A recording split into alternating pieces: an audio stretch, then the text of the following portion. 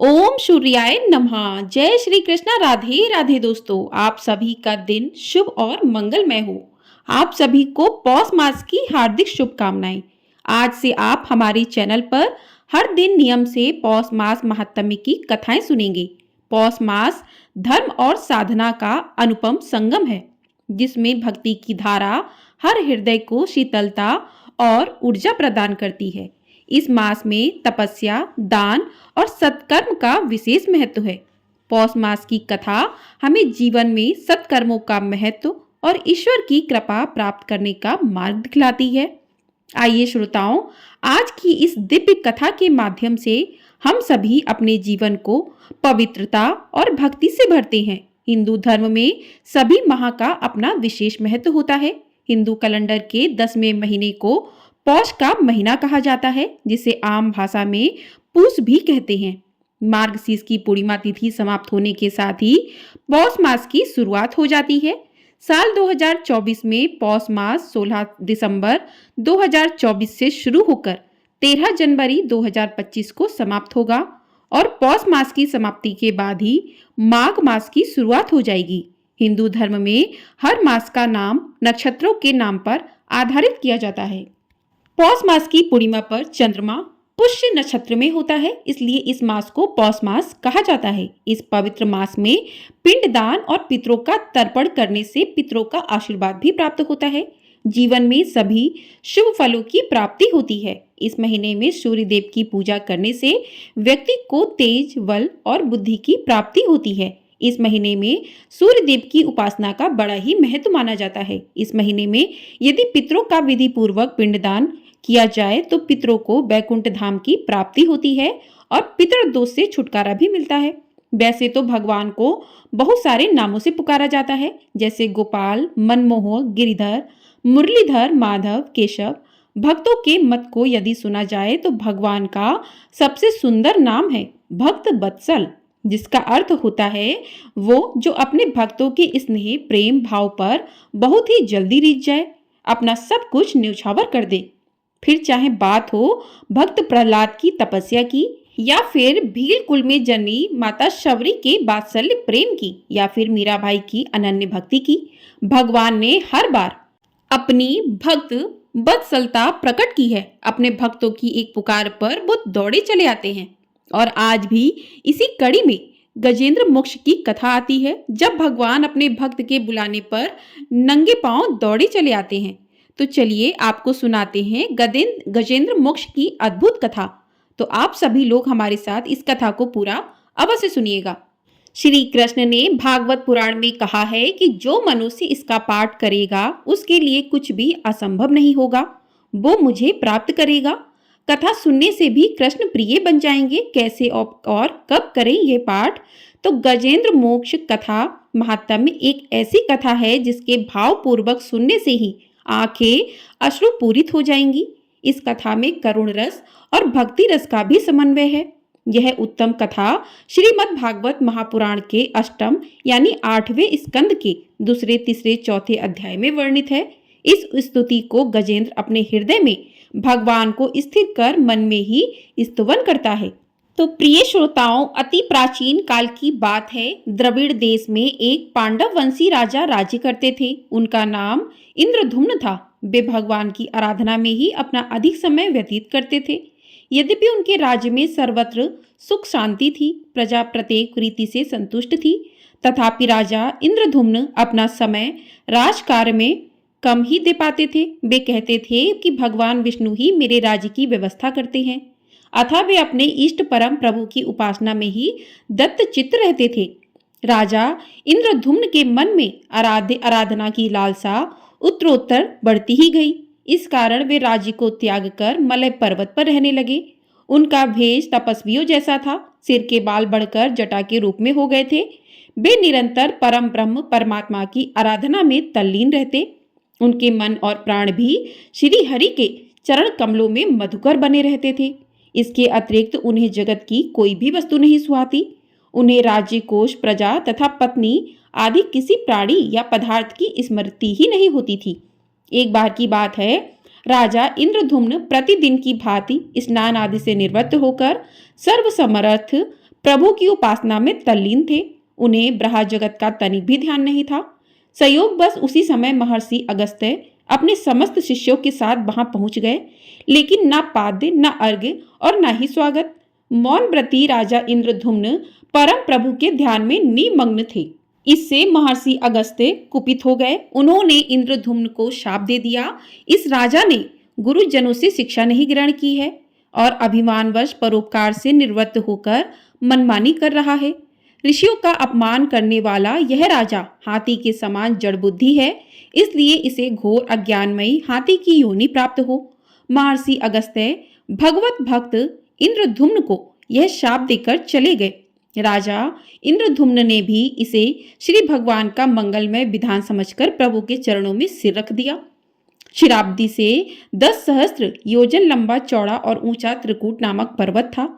वह पर्वत अत्यंत सुंदर और श्रेष्ठ था। उस पर्वतराज त्रिकूट की तराई में ऋतुमान नामक भगवान वरुण का क्रीड़ा कानन था। उसके चारों ओर दिव्य वृक्ष सुशोभित थे। वे वृक्ष सदा पुष्पों और फूलों से लदे रहते थे। उसी क्रीड़ा कानन ऋतुमान के समीप पर्वत श्रेष्ठ त्रिकुट के गहन वन में हथनियों के साथ अत्यंत शक्तिशाली और अमित पराक्रमी गजेंद्र रहता था। एक बार की बात है, गजेंद्र अपने साथियों सहित प्यास की तीव्रता से व्याकुल हो गया। वह कमल की गंध से सुगंधित वायु को सूंघकर एक चित्ताकर्षक विशाल सरोवर के तट पर जा पहुंचा।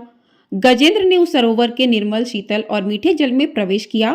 पहले तो उसने जल पीकर अपनी तृषा बुझाई, फिर जल में स्नान कर अपना श्रम दूर किया। तत्पश्चात उसने जल क्रीड़ा आरंभ कर दी। वह अपनी सूंड में जल भरकर उसकी फुआरों से हथनियों को स्नान कराने लगा। तभी अचानक गजेंद्र ने सूंड उठाकर चित्कार की। पता नहीं किधर से एक मगर ने आकर उसका पैर पकड़ लिया था। गजेंद्र ने अपना पैर छुड़ाने के लिए पूरी शक्ति लगाई, परंतु उसका वश नहीं चला, पैर नहीं छूटा। उसने स्वामी गजेंद्र को ग्रहग्रस्त देखकर हथनियां, कलह और अन्य गज अत्यंत व्याकुल हो गए। वे सूंड उठाकर सिंघाड़ने और गजेंद्र को बचाने के लिए सरोवर के भीतर बाहर दौड़ने लगे। उन्होंने पूरी चेष्टा की, लेकिन सफल नहीं हुए। वस्तुतः महर्षि अगस्त्य के शाप से राजा इंद्रद्युम्न ही गजेंद्र हो गए थे और गंधर्व श्रेष्ठ हुहु महर्षि देवल के शाप से ग्रह हो गए थे। वे भी अत्यंत पराक्रमी थे। संघर्ष चलता रहा। गजेंद्र स्वयं को बाहर खींचता और ग्रह गजेंद्र को भीतर खींचता। सरोवर का निर्मल जल गंदला हो गया। कमल दल छत विक्षत हो गए। जल जंतु व्याकुल हो उठे। गजेंद्र और ग्रह का संघर्ष 1 सहस्त्र वर्ष तक चलता रहा। दोनों जीवित रहे। यह दृश्य देखकर देवगण चकित हो गए।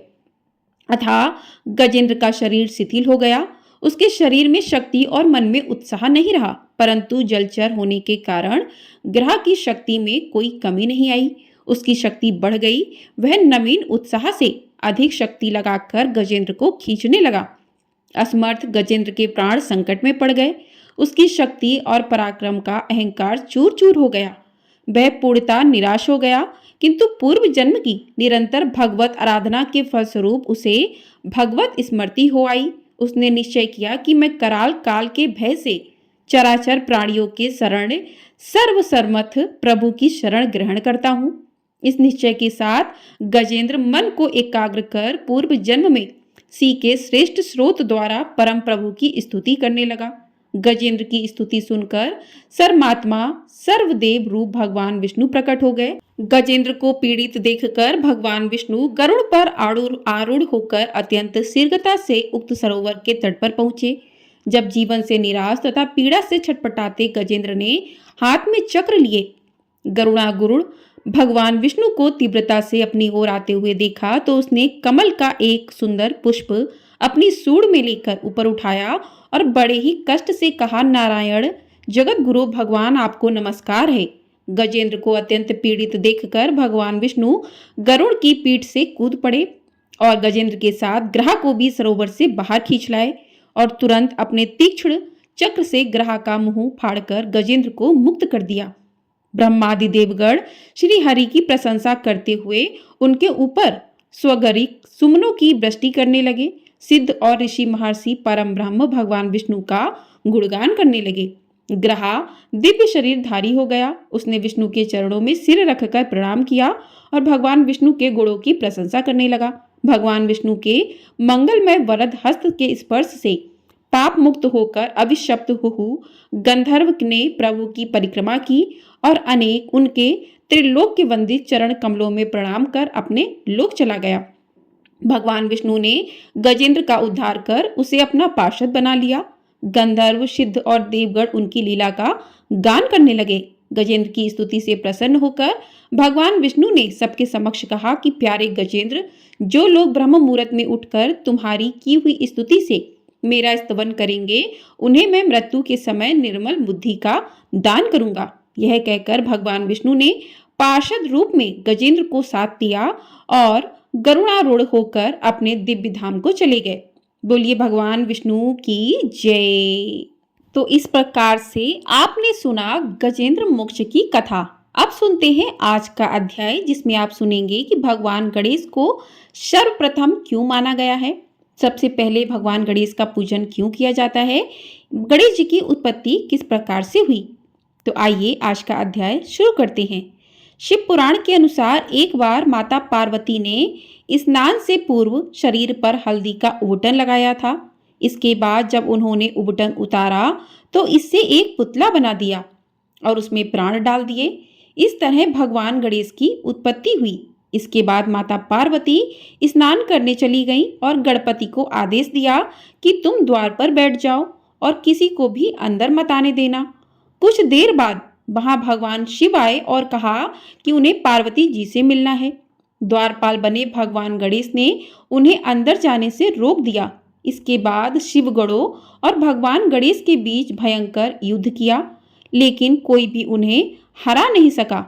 फिर क्रोधित होकर शिव जी ने अपने त्रिशूल से बालक गणेश का सिर काट डाला। जब माता पार्वती को इस बात का पता चला तो वह रोने लगी और प्रलय करने का निश्चय कर लिया। इससे देवलोक भयभीत हो उठा। फिर देवताओं ने उनकी स्तुति कर उन्हें शांत किया। भगवान शिव ने गरुड़ जी से कहा कि उत्तर दिशा में जाओ और जो भी माँ अपने बच्चे की तरफ पीठ करके सो रही हो, उस बच्चे का सिर ले आओ। गरुड़ जी को काफी देर बाद एक तक कोई ऐसा नहीं मिला, अतः एक हथनी नजर आई। हथनी का शरीर ऐसा होता है कि वो बच्चे की तरफ मुंह करके नहीं सो सकती। तो गरुड़ जी उस शिशु हाथी का सिर काट कर ले आए। शिव जी ने उसे बालक के धड़ पर रखकर उसे पुनर्जीवित कर दिया। पार्वती उसे पुनः जीवित देखकर बहुत खुशी हुई और तब समस्त देवताओं ने बालक गणेश को आशीर्वाद दिया कि भगवान शिव ने उन्हें आशीर्वाद दिया कि किसी भी मांगलिक कार्य की शुरुआत अगर गणेश पूजा से होगी तभी वो कार्य सफल होगा। उन्होंने गणेश को अपने समस्त गणों का अध्यक्ष घोषित करते हुए आशीर्वाद दिया कि विघ्न नाश करने में गणेश का नाम सर्वोपरि होगा। इसलिए भगवान गणेश को विघ्नहर्ता भी कहा जाता है। इसी कारण से भगवान गणेश का पूजन सर्वप्रथम किया जाता है। इस प्रकार से आज का अध्याय समाप्त हुआ। आगे का अध्याय आप कल की वीडियो में सुनेंगे। आइए अब सुनते हैं श्री सूर्य चालीसा। पहले दोहा पढ़ते हैं। कनक वदन कुंडल मकर मुक्ता माला अंग पद्मासन स्थित ध्यायी शंख चक्र के संग। अब चौपाई शुरू करते हैं।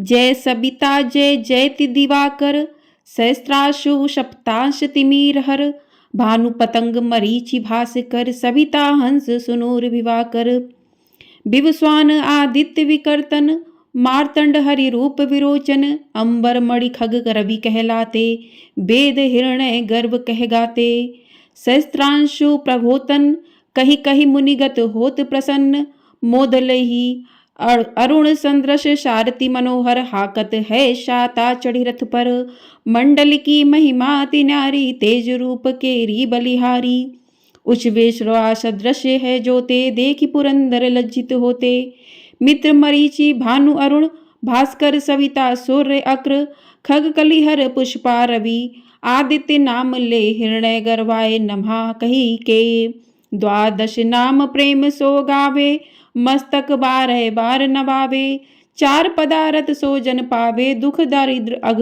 पुंज नसावे नमस्कार को चमत्कार यह विधि हरिहर को कृपा सार है सैबे भानु तुम्हें मन लाई, अष्ट सिद्धि नवनिधि तेहि पाई। 12 नाम उच्चारण करते, सहस जनन के पातक टरते। उपाख्यान जो करते, तव जन रिपुसो जम लहते सोते ही छन। छन सुत जुतु परिवार बढ़तु है, प्रबल मोह को फंद कटतु है। अक्रशीष को रक्षा करते, रवि ललाट पर नित्य विहरते। सूर्य नेत्र पर नित्य विराजत, कर्ण देश पर दिन कर साजत। भानु नासिका बास करहु नित भास्कर, करत सदा मुख कौहित। ओट रहे परजन्य हमारे, रसना बीच तीक्ष्ण वस प्यारे। कंठ सुवर्ण रेत की शोभा, तिग्मग तेजस कांधे लोभा। पूषा बाहु मित्र पिठई पर, त्वष्टा वरुण रहम सु उष्ण कर। युगल हाथ पर रक्षा कारण, भानुमान उर शर्म सुदर्शन। बसत नाभि आदित्य मनोहर, कटिमह हंस रहित मन मुदभर। जंघा गोपति सविता वासा, गुप्त दिवाकर करत हुलासा। विवस्वान पद की रखवारी, बाहर बसते नित तमहारी। सत्रांशु सर्वाग समहारे, रक्षा कवच विचित्र विचारे। अस जो जन्म अपने न माही, भय जग बीज करऊ तेहि नाही। दरिद्र कुष्ठ तेहि कभऊ न व्यापे, जो जन या को मह मन मह झाँपे।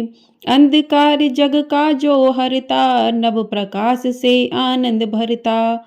ग्रह गण ग्रसी ना मिटावत जाही, कोटि बार मैं प्रभ न बोताही।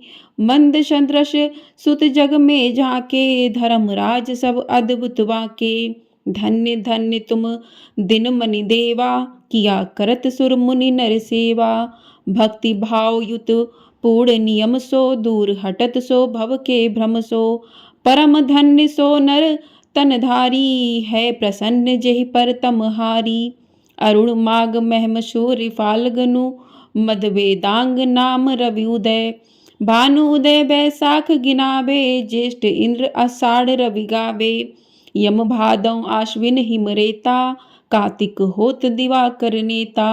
अघन भिन्न विष्णु है पूसही, पुरुष नाम रवि है मलमासही। भानु चालीसा प्रेम युत, गावै जे नर नित्य। सुख संपत्ति लहे विविश, होई सदा कृतकृत्य। बोले सूर्य भगवान की जय। तो इस प्रकार से आज का अध्याय पूर्ण हुआ, भगवान सूर्य का सूर्य चालीसा पूर्ण हुआ। तो आपको आज की वीडियो यदि पसंद आई है तो वीडियो को लाइक अवश्य कर लीजिएगा। चैनल पर नए हैं तो चैनल को सब्सक्राइब कर लीजिएगा। आपको प्रतिदिन हमारे चैनल पर पौष मास की कथाएं सुनाई जाएंगी, पौष मास महात्म्य की कथाएं सुनाई जाएंगी। तो आप लोग उन कथाओं को अपना प्यार अवश्य दीजिएगा, उन कथाओं को सुनिएगा। यदि आपके पास समय है, जब भी आपके पास समय रहे तो आप इन कथाओं को सुन सकते हैं। कहते हैं पौष मास जो होता है वो बहुत ही महत्वपूर्ण महीना माना गया है। इस महीने में जो भी भक्ति भाव से भगवान का पूजन करता है, उनकी आराधना करता है, उनकी कथाओं को सुनता है, तो भगवान उन भक्तों पर अपनी कृपा सदैव ही बनाए रखते हैं। तो इसी के साथ आज की वीडियो को करते हैं यहीं पर समाप्त। मिलते हैं अगली वीडियो में अगले अध्याय के साथ। तब तक के लिए जय श्री कृष्णा, राधे राधे दोस्तों।